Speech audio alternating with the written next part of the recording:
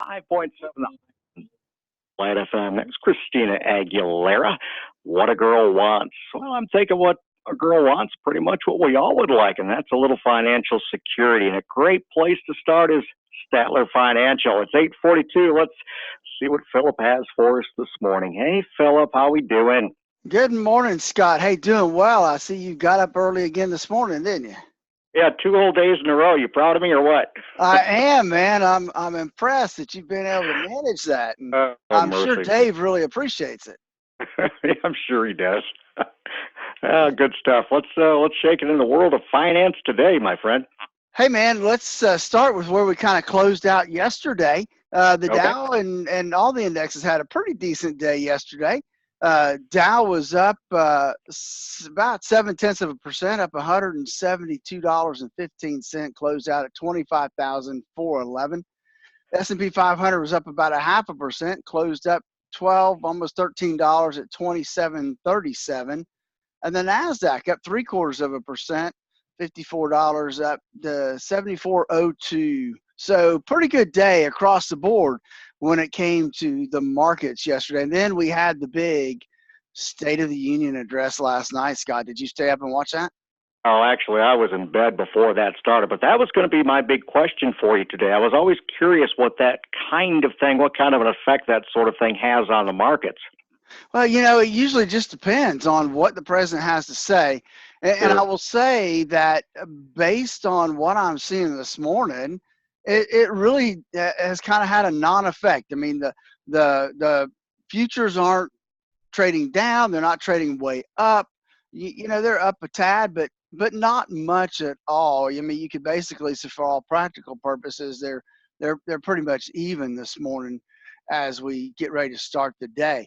But I'm sure that'll change as we go throughout this day. But we did have, as usual, the big economic stuff.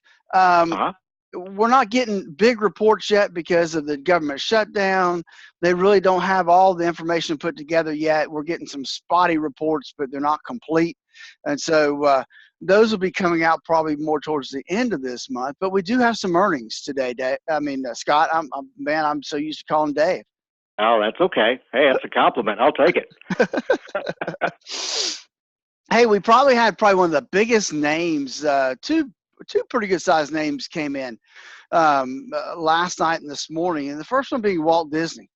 So Walt Disney came in pretty big. They beat by about 30 cents a share. Revenue was in line with what was forecasted, a little bit above, but still well within the realm there.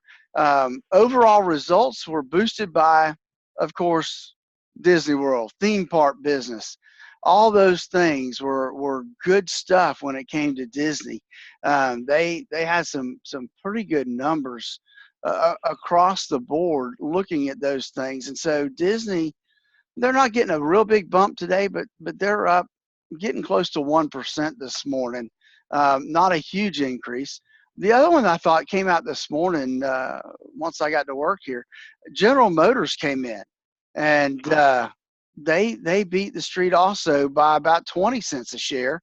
Their revenue was well above what was expected. Like we're talking about like $2 billion above what was expected. So, yeah, and I know you haven't probably been paying attention to this, but Dave and I talked about this not too long ago. GM's talking about cutting their workforce by some 14,000 jobs, and so they're in the midst of doing that. That's going to save them about $6 billion by 2020.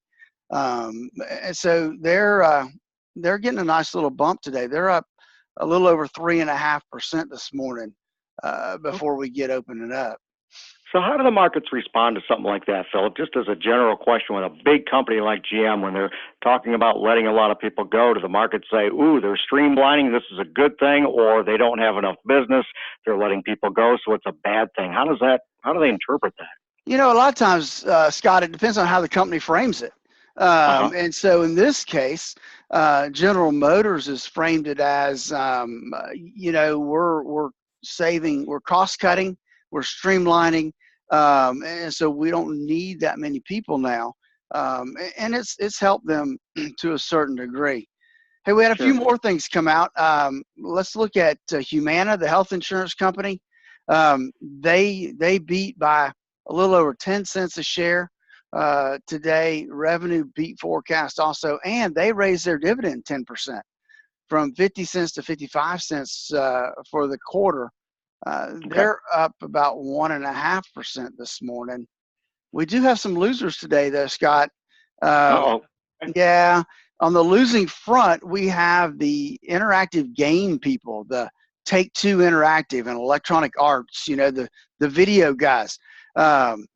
Take-Two came out and their earnings were lower than expected and their revenue also fell. And this is kind of a triple deal for them.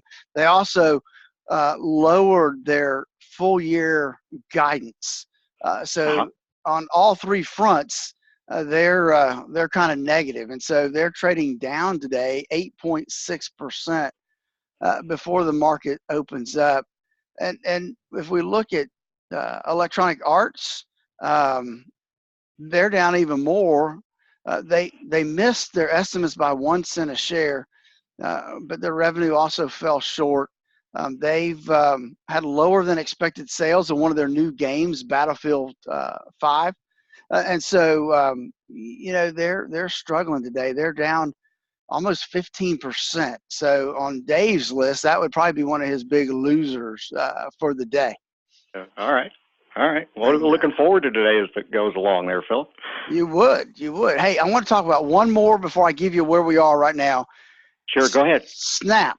Now, I'm not a Snapchat person, but I know the younger folks, that's one of their main things. And so Snap reported last night after the market closed, they lost money. They lost 4 cents a share, but that was better than was expected. They were expected to lose about 7 cents a share. And so they really got a big pop this morning. They're up almost 22% this morning, Scott, before the market opens up. Okay. Good. Good deal. So here's where we are. Set the table for today. Right now, the Dow, the NASDAQ, all of them, S&P 500, they're up slightly. The Dow's up $10, basically even. S&P 500 is up $1, basically even. NASDAQ's up 0.2%, $14. So it's a light start today. Gold and silver, gold's down $2. Silver's down about 0.5%. Crude oil, I'm liking this number, Scott. It's moving back south a little bit, down to $53.50 a barrel. So some good things there. I always like it when oil gets closer to 50. That's right. Yeah, it is coming down. That's always a good thing. A lot of folks watch the oil prices. That's a big one. Well, it affects you and I at the gas pump, man. It does. Yep. All right. Very good. So folks that are interested can give us a call, 382-0037. Now's the time to really make sure that your retirement is on track.